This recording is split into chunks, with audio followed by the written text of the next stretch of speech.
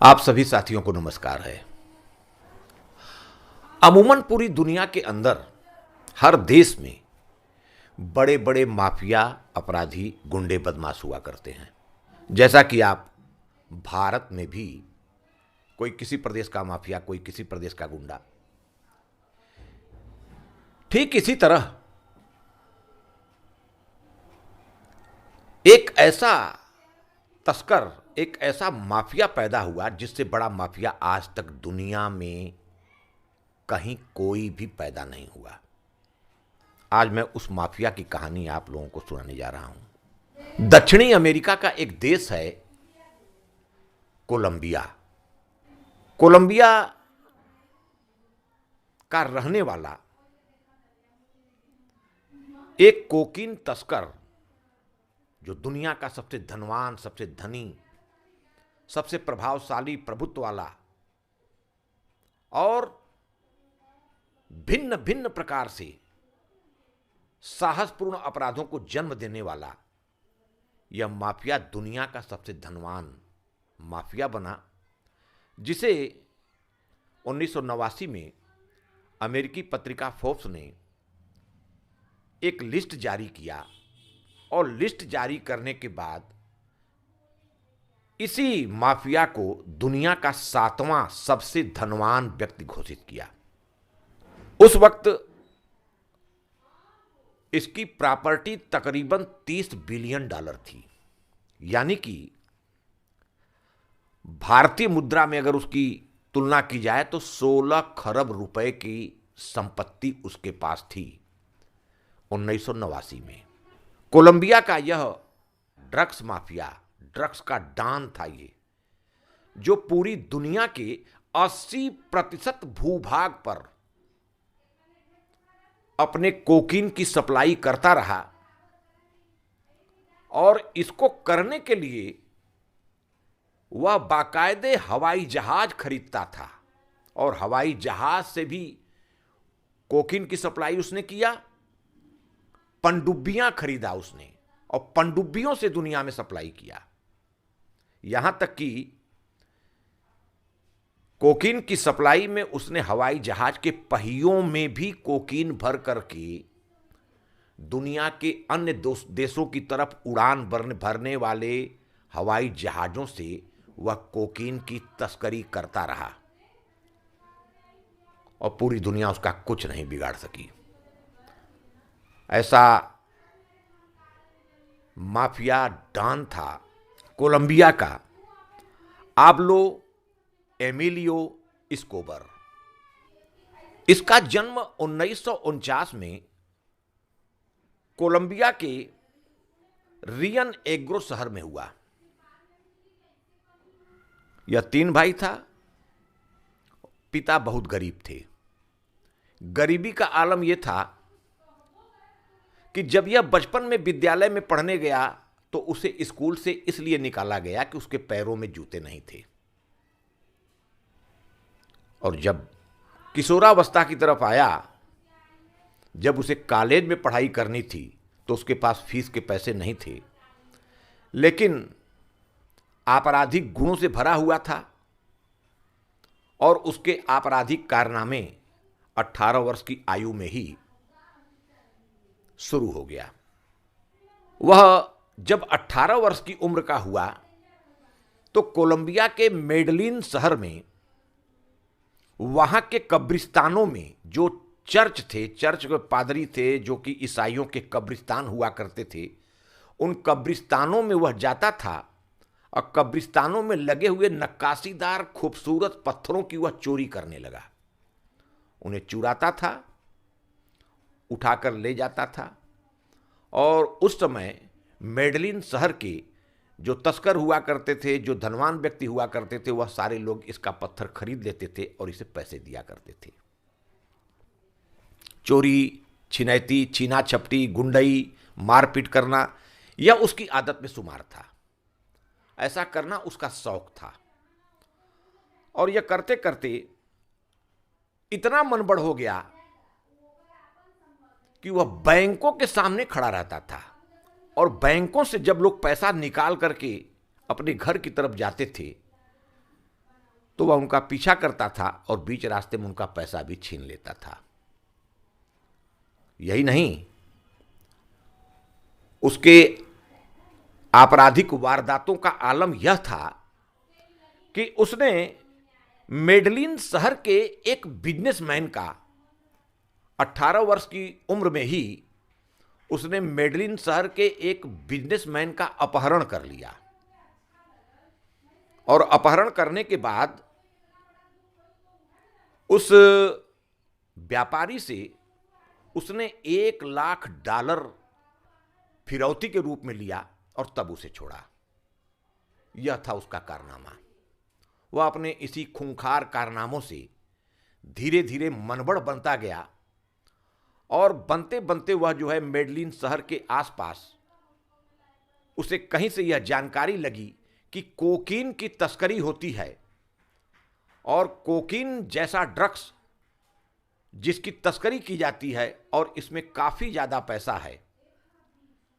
अतः वह कुछ कोकीन तस्करों के संपर्क में भी आ जाता है और यहीं से शुरुआत होती है उसके कोकीन तस्कर, कोकीन किंग, कोकीन का सबसे बड़ा डॉन बनने की।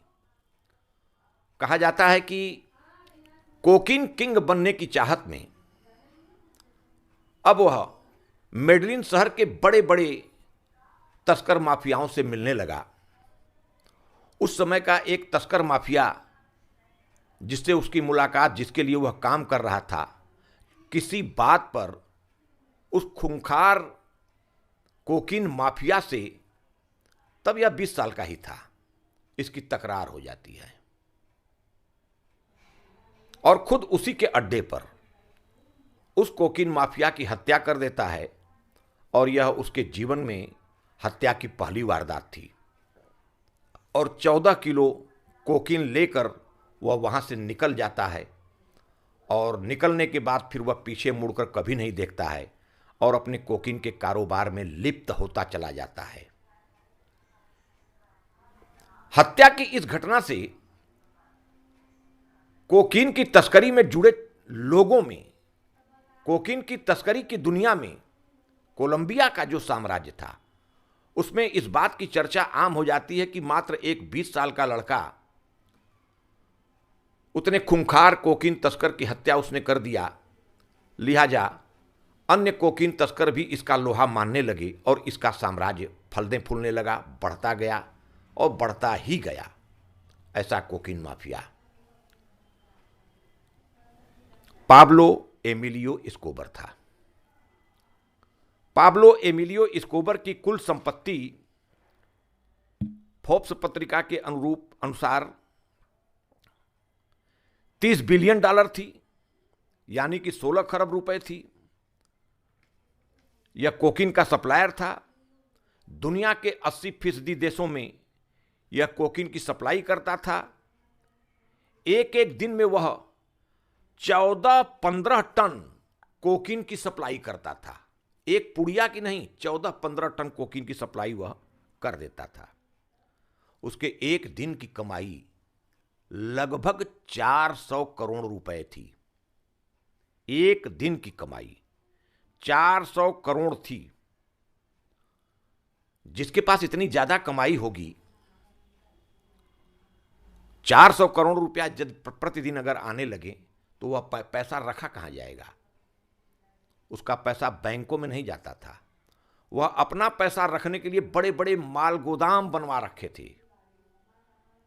अपनी कोकीन की काली कमाई को डंप करने के लिए उसने डॉलरों को रखने के लिए बड़े बड़े गोदाम बनवा रखे थे। उसके सारे के सारे गोदाम डॉलरों से भरे हुए थे। स्थिति यह थी कि जब डॉलरों को रखने की जगह नहीं बची तो वह गड्ढे खोद करके उनमें डॉलरों को भरना शुरू कर देता है। और डॉलरों को जब मिट्टी में रखा जाएगा तो बहुत सारे डॉलर पानी में लगकर सड़ जाते थे, खराब हो जाते थे। डॉलरों की मात्रा उसे खुद याद नहीं रहता था कि उसने अपने डॉलर कहां कहां छुपा रखे हैं। यह आलम उसका था। पाब्लो चूंकि दिन रात कोकीन के सप्लाई में, कोकीन के स्मगलिंग में लगा हुआ था, उसके साथ एक बहुत बड़ी टीम, बहुत बड़ा उसने नेटवर्क बना लिया था और सारा का सारा नेटवर्क पूरी दुनिया के 80% भूभाग पर कोकीन की सप्लाई देने में लगा हुआ था। डॉलरों की स्थिति यह थी कि उसके 10% डॉलर तो चूहा कुतर डालते थे और उन कुतरे गए डॉलरों की कीमत करोड़ों डॉलर में थी। करोड़ों डॉलर, लाख 2 लाख डॉलर नहीं, करोड़ों डॉलर में हुआ करती थी। आबलो की कमाई का महीने भर का आलम यह था कि महीने भर की जो कमाई होती थी डॉलरों की, उसकी गड्डियां जब बनाई जाने लगती थी तो उनकी एक एक गड्डियों पर रबर बैंड लगाया जाता था। प्रत्येक महीने उसके आमदनी के डॉलरों की गड्डियों पर लगाए जाने वाले रबर बैंड की कीमत $1000 हुआ करती थी। यानी $1000 में केवल रबर बैंड आता था जो उन डॉलरों की गड्डियों पर ऐसे चढ़ाया जाता था और इतनी मोटी मोटी गड्डियों का साम्राज्य उसके पास था। तो ऐसा था आबलो। आबलो की जिंदगी जब शुरू होती है तो फिर वह पीछे मुड़कर नहीं देखता है और वह आगे बढ़ता ही जाता है। और स्थिति यह होती है कि वह अपने कारोबार को बढ़ाने के लिए एरोप्लेन खरीद लेता है, पनडुब्बियां खरीदता है, बड़े बड़े पानी के शिप खरीद लेता है और इन्हीं शिप पर अवैध तरीके से वह कोकीन की सप्लाई करता था। एक दिन तो ऐसा हुआ कि यह उसका रिकॉर्ड था कि उसने 30 टन कोकीन अकेले एक दिन में उसने सप्लाई किया था। यह थी उसकी स्थिति। आबलो अपने काम का निपुण था और साहसी भी था। एक बार तो वह खुद प्लेन चला करके उसमें कोकीन भर करके स्वयं अमेरिका तक चला गया और अपना हवाई जहाज लेकर के गया, हवाई जहाज उड़ा करके लेके गया और वहां पर कोकीन उतार करके फिर अपने देश वापस चला आया। कोलंबिया का यह माफिया डॉन दुनिया में किसी भी बड़े माफिया डॉन से कई गुना ज्यादा बड़ा यह माफिया डॉन था। तो आज मैं इसकी कहानी पर यह छोटा सा प्रकाश इसलिए डाल रहा हूं कि पाब्लो जब बड़ा तस्कर बनने लगा तो अमेरिका को आपूर्ति करने वाला 80% कोकीन आबलो भेजा करता था तस्करी के रास्ते, जिसके 80% कोकीन की खपत केवल एक देश अमेरिका में होती थी। तो अमेरिका में जब कारोबार का उसने पूरी तरह विस्तार कर लिया तो वो स्पेन और यूरोपियन देशों तक भी जा पहुंचा और इससे भी वो आगे बढ़ता हुआ पूरी दुनिया के अंदर छा गया। और जब अमेरिका को इस बात की भनक लगी कि मेरे देश के अंदर जो बड़ी मात्रा में कोकीन आ रही है, जो हमारे देश के नागरिक इसका उपयोग कर रहे हैं, यह कहीं और से नहीं बल्कि कोलंबिया से आ रही है और इसे भेजने वाला कोलंबिया का एक तस्कर है, आबलो एमिलियो एस्कोबर। तो अमेरिका ने कोलंबिया पर दबाव बनाना शुरू कर दिया। उस दौरान कोलंबिया गृह युद्ध का शिकार था, कमजोर सरकार थी और वहां पर फोर्स अलग शासन कर रही थी, सरकार अलग शासन कर रही थी और कुछ अन्य विचारधाराएं अलग अलग राजनीतिक दलों की, जिसको लेकर के वहां पर एक अस्थिरता की स्थिति थी, देश के अंदर अस्थिरता की स्थिति थी। इसी का फायदा उठा करके आबलो पूरे देश के लगभग सभी सिस्टम पर वो हावी हो चुका था। कोलंबिया के सिस्टम में वह कई बार पकड़ा भी गया, जेल भी गया, जजों के सामने भी पेश हुआ, लेकिन उसके दौलत की अकूत संपदा, उसकी ताकत इतनी जबरदस्त थी कि वह और उसके लोग पकड़े जाने के बाद अधिकारी हो या जज उसके सामने प्रकट होते थे और सीधे सीधे एक शब्द में बात करते थे, रिश्वत लो या जान से जाओ। या तो तुम रिश्वत लेकर के मान जाओ और नहीं तो तुम्हें हटा दिया जाएगा।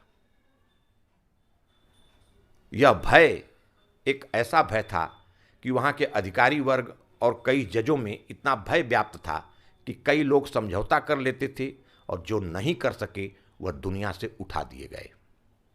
और ऐसा आबलो के आदमी किया करते थे। आबलो के ऊपर लगभग 5 से 6 हजार हत्याओं का आरोप है। कहा जाता है कि आबलो ने अपने इस साम्राज्य के विस्तार में कोलंबिया और अपने सिस्टम में आने वाली बाधा के बीच कोलंबिया के लगभग 5-6 हजार लोगों की हत्याएं करवाई। और इन हत्याओं का इतना बड़ा आतंक कोलंबिया में उत्पन्न हुआ कि अच्छे अच्छे लोग आबलो के सामने सरेंडर करने लगे। लेकिन जब दूसरे देश अमेरिका को इस बात की भनक लगी कि कोकीन की सप्लाई आबलो एमिलियो एस्कोबर करता है, तो उसने कोलंबिया की सरकार पर दबाव बनाना शुरू किया। और जब दबाव बनाने लगा तो इस बात की भनक आबलो को भी लगी। तो आबलो ने अपने दिमाग का इस्तेमाल करते हुए 1982 में पैसा खर्च करके, पैसा फेंक करके वहां की लिबरल पार्टी में प्रवेश कर गया, लिबरल पार्टी को ज्वाइन किया और वहां से शामिल हो करके वह वहां कोलंबिया के निचले सदन का मेंबर बन गया। और मेंबर बन करके उसने एक प्रकार से एक नेता का आवरण ओढ़ लिया। और आप जानते हैं कि हमारे देश भारत में भी कई ऐसे दुर्दांत माफिया, कई ऐसे अपराधी जो कि जीवन भर अपराध करते हैं, कई हत्याएं करते हैं, लेकिन जब पुलिस का शिकंजा कसने लगता है, जब प्रशासन की भ्रिकुटी तनने लगती है, तो वह भी छद्म राजनीति का आवरण ओढ़ लेते हैं। और ऐसा करने में उनके द्वारा कमाया गया काला धन काफी सहायक होता है। और राजनीति की दुनिया में काले धन का बोलबाला होता है, यह आपसे, मुझसे या किसी से छिपा नहीं है। ऐसा ही आबलो ने भी कोलंबिया में किया और लिबरल पार्टी में प्रवेश करके वह वहां के निचली सदन का मेंबर बन जाता है। और निचली सदन का मेंबर बन के वह कोलंबिया का प्रतिनिधित्व करते हुए स्पेन तक जा पहुंचा और स्पेन के मंच पर बतौर रिप्रेजेंटेटिव कोलंबिया का प्रतिनिधित्व भी उसने किया। तो ऐसा वाकया जो है यह भी प्रकाश में आता है। आबलो दिमाग से इतना तेज था कि जब अमेरिका का कोलंबिया पर दबाव पड़ने लगा तो उस समय ऐसा कानून था कि अगर कोलंबिया पर अमेरिका ज्यादा दबाव बनाता तो कहीं ऐसा न हो कि कोलंबिया सरकार उसे पकड़ करके प्रत्यर्पण संधि के तहत अमेरिका को सौंप दे। इसलिए आबलो ने इसी योजना को ध्यान में रख करके राजनीति का आवरण ओढ़ लिया था। और 1989 में वो लिबरल पार्टी में प्रवेश करता है और लिबरल पार्टी में प्रवेश करने के बाद वहां के निचली सदन का मेंबर हो जाता है। मेंबर होने के बाद 1991 में जब उसे इस बात की भनक लग जाती है कि अमेरिका कोलंबिया पर दबाव बना रहा है, तो आबलो ने कोलंबिया की सरकार के बीच अपने पैसे की ताकत से, अब वो राजनीति में प्रवेश कर चुका था, तो वहां की सरकार के बीच अपने पैसे की ताकत से उसने वहां के कानून को बदलवाने में इतना बड़ा प्रेशर बनाया कि वहां का कानून बदल गया, वहां की प्रत्यर्पण संधि का कानून चेंज करा दिया उसने। यह उसने अपने हितों की रक्षा, अपनी सुरक्षा के लिए उसने किया। और इस तरह से प्रत्यर्पण कानून जो कोलंबिया का अमेरिका से था वह टूट गया। अब अमेरिका प्रत्यर्पण के द्वारा इस तस्कर को अपने देश में वापस नहीं ले जा सकता था। इतना बड़ा चक्रव्यूह इस आबलो ने रचा और इसे सदन में पास भी करा दिया। लेकिन धीरे धीरे दबाव बढ़ता रहा। 1992 में अमेरिका के काफी दबाव के बाद कोलंबियन सरकार को भी यह सोचना पड़ा कि अब आबलो का कोई न कोई इलाज ढूंढना पड़ेगा। और इसको लेकर कोलंबिया की सरकार ने एक विशेष दल का गठन किया इसको समाप्त करने के लिए। लेकिन जब इस दल का उसने गठन किया तो इसकी भनक आबलो को मिल चुकी थी, लिहाजा वह अपने द्वारा कोलंबिया में बनाई गई जेल को त्याग कर फरार हो गया। यह वाकया मैं इसलिए कह रहा हूं कि जब उसने प्रत्यर्पण संधि पर कानून समाप्त करा लिया, प्रत्यर्पण संधि का कानून समाप्त करा लिया, तो इसके बाद आबलो ने उस समय एक चुनाव हो रहा था और उस चुनाव में कोई एक प्रेसिडेंट पद का उम्मीदवार था जिसकी हत्या का आरोप भी इसके ऊपर मढ़ा गया था। और इसी आरोप के चलते जब प्रेशर बढ़ने लगा तो इसे सरेंडर करने के लिए कहा गया। तो इसने, चूंकि वह नेता बन चुका था, तो इसने कहा कि ठीक है, मैं अपने पैसे से एक जेल बनवा लेता हूं और उसी जेल में मैं अपने को कैद कर लेता हूं। इतना बड़ा प्रभाव, इतना बड़ा दबाव कोलंबिया की सरकार पर था। कोलंबिया सरकार इसमें कुछ नहीं कर सकी और उसने अपने मन से सुविधाओं से युक्त एक जेल का निर्माण कराया और उसी में वह रहने लगा। उसी में वह, जब सरकार का प्रेशर पड़ने लगा तो उसी में सरेंडर करके वह उसी जेल में अपना जीवन यापन काटने लगा। लेकिन कुछ दिनों के बाद जब अमेरिका का गहरा दबाव कोलंबिया पर पड़ने लगा तो कोलंबिया की सरकार ने एक विशेष दल का गठन किया और यह महसूस किया कि अब आबलो को रास्ते से हटाना ही पड़ेगा। और जब इस बात की भनक आबलो को लगती है तो वह अपने द्वारा बनाए गए जेल को छोड़ करके कहीं और फरार हो जाता है और कोलंबिया की सरकार हाथ मलते रह जाती है। लेकिन अमेरिकी गुप्तचर संस्थाओं ने अपने किसी टेक्नोलॉजी के माध्यम से इस बात का पता लगा लिया कि आबलो कहां छुपा हुआ है। और जब इस बात की पुख्ता जानकारी अमेरिका के माध्यम से कोलंबिया की सरकार को लगती है तो संयुक्त कार्रवाई में आबलो घिर जाता है और वहां गोलीबारी चलती है, काफी गोलियां चलती हैं और उसी गोलीबारी में आबलो मारा जाता है।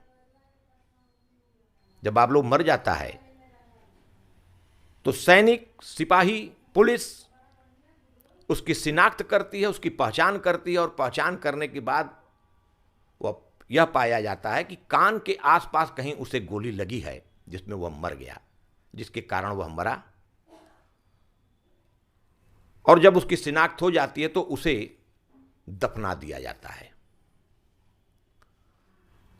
लेकिन आबलो के परिवार वालों का कहना है कि आबलो जब जीवित था तो अक्सर यह कहा करता था कि वह पुलिस की गोली से कभी नहीं मरेगा और जब ऐसा समय आ जाएगा तो वह स्वयं अपने को शूट आउट कर लेगा। इसलिए उसके परिजनों का कहना है कि आबलो पुलिस की गोली से नहीं बल्कि अपनी गोली से मरा। ऐसा आबलो के भाई ने अपने किसी किताब में इसका जिक्र भी किया है। खैर, आबलो का अंत हो गया। आबलो की अरबों खरबों की दौलत तो थी कोलंबिया में, लेकिन अब आबलो कोलंबिया में नहीं था। सरकार आबलो के बनाए गए अचल संपत्ति, जो बाहरी भूभाग जो झकझरा पर दिखाई दे रहे थे, उसको तो जब्त कर लिया, लेकिन सरकार यह नहीं पता लगा सकी कि आबलो की अचल रुपयों वाली संपत्ति, डॉलर में कमाई गई संपत्ति किन किन बैंकों में है, इसका उसके पास कोई रिकॉर्ड नहीं था। आबलो का अपना माल गोदाम जिसमें उसने डॉलर भर भर के रखे थे, उसका भी पता कोलंबिया की सरकार नहीं लगा पाई। लिहाजा उसके मरने के बाद उसकी कमाई गई संपत्ति का बड़ा भाग आज भी उसके परिवार के पास है और उसका परिवार ठाठ से अपनी जिंदगी गुजर बसर कर रहा है और आबलो के साम्राज्य का अंत